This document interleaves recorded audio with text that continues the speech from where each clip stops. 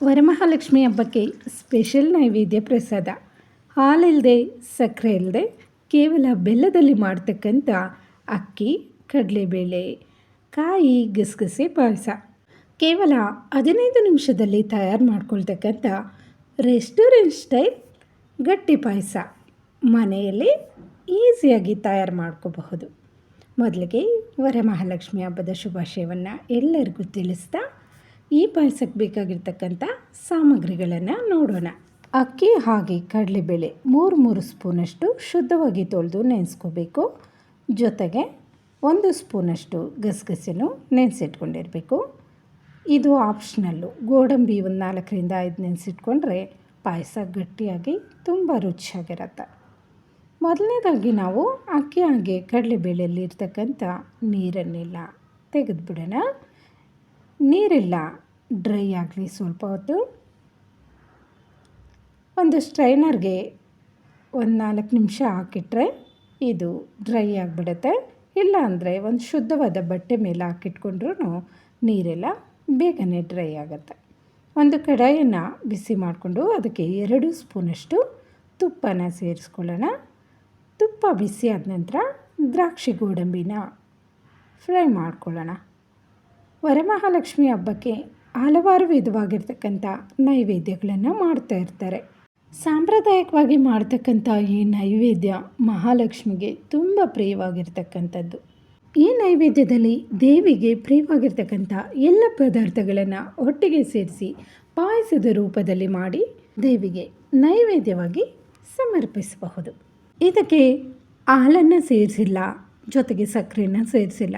ಆರೋಗ್ಯಕ್ಕೂ ಸಹ ತುಂಬ ಒಳ್ಳೆಯದು.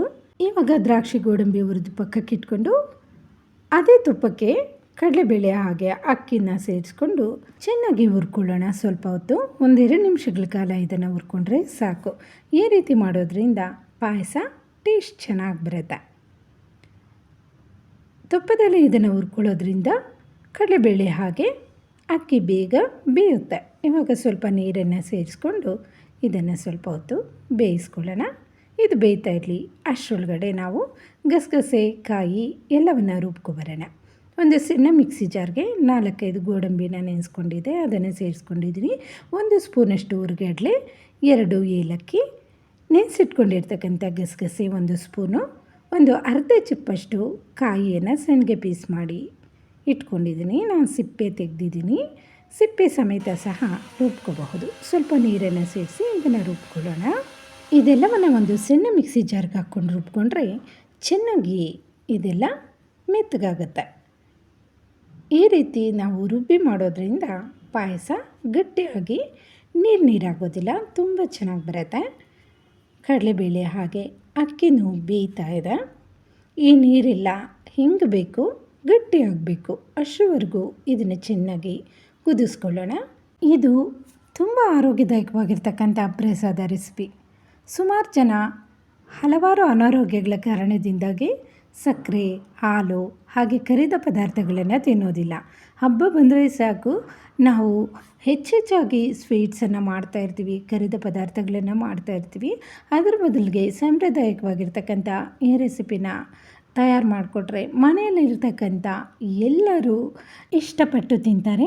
ಜೊತೆಗೆ ದೇವರ ನೈವೇದ್ಯಕ್ಕೂ ಸಹ ಶ್ರೇಷ್ಠವಾಗಿರ್ತಕ್ಕಂಥ ನೈವೇದ್ಯ ಅಂತ ಹೇಳಬಹುದು. ಇವಾಗ ಅಕ್ಕಿ ಕಡಲೆಬೇಳೆ ಎಲ್ಲ ಚೆನ್ನಾಗಿ ಬೆಂದಿದೆ. ಮ್ಯಾಷರ್ ಇದ್ದರೆ ಮ್ಯಾಷರ್ ಸಹಾಯದಿಂದ ಇದನ್ನು ಮ್ಯಾಶ್ ಮಾಡಬಹುದು.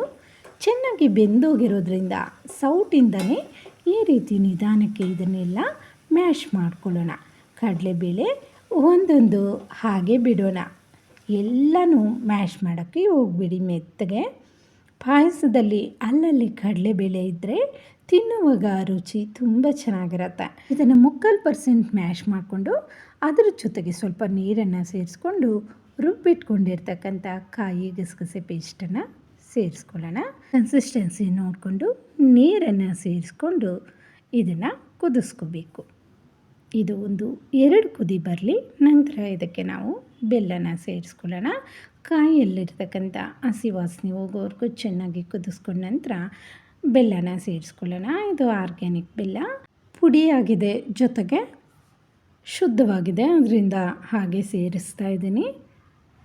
ಬೆಲ್ಲನ ನಾವು ಗಟ್ಟಿ ಬೆಲ್ಲ ತಗೊಂಡ್ರೆ ಪುಡಿ ಮಾಡಿ ಇದಕ್ಕೆ ಶೋಧಿಸಿ ಸಹ ಸೇರಿಸ್ಕೋಬಹುದು. ಇವಾಗ ಇದನ್ನು ಚೆನ್ನಾಗಿ ಕುದಿಸ್ಕೊಳ್ಳೋಣ. ಗಟ್ಟಿಯಾಗಲಿ.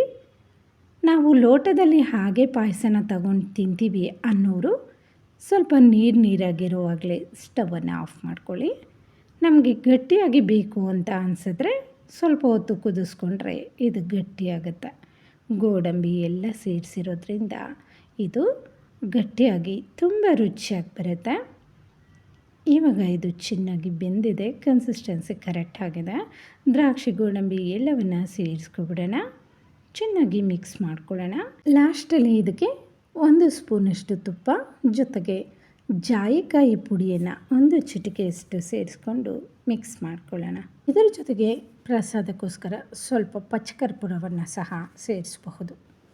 ಇದೆಲ್ಲ ಸೇರಿಸಿ ಮಾಡೋದ್ರಿಂದ ಪ್ರಸಾದಕ್ಕೆ ಅದರದೇ ಆಗಿರ್ತಕ್ಕಂಥ ಪರಿಮಳ ತುಂಬ ಚೆನ್ನಾಗಿ ಬರುತ್ತೆ.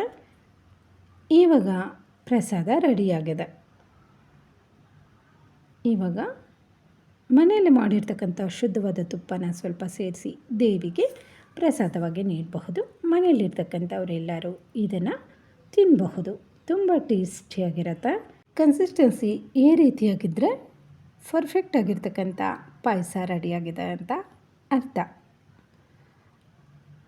ದ್ರಾಕ್ಷಿ ಗೋಡಂಬಿ ಕಡಲೆಬೇಳೆ ಇದೆಲ್ಲ ಪಾಯಸದಲ್ಲಿ ಅಲ್ಲಲ್ಲಿ ಸಿಗ್ತಾ ಇರತ್ತೆ. ತುಂಬ ಟೇಸ್ಟಿಯಾಗಿರುತ್ತೆ. ಈ ಸಾಂಪ್ರದಾಯಿಕವಾಗಿರ್ತಕ್ಕಂಥ ರೆಸಿಪಿ ಹೈ ಪ್ರೋಟೀನನ್ನು ಹೊಂದಿದೆ. ಕಡಲೆಬೇಳೆ ಎಲ್ಲ ಸೇರಿಸಿ ಮಾಡಿದ್ದೀವಿ. ಜೊತೆಗೆ ಇದಕ್ಕೆ ಹಾಲು ಸಕ್ಕರೆ ಏನನ್ನು ಸೇರಿಸಿಲ್ಲ. ಆರೋಗ್ಯಕ್ಕೂ ಸಹ ತುಂಬ ಒಳ್ಳೆಯದು. ವೀಕ್ಷಕರೇ, ಇದಾಗಿತ್ತು ಇವತ್ತಿನ ವಿಡಿಯೋ.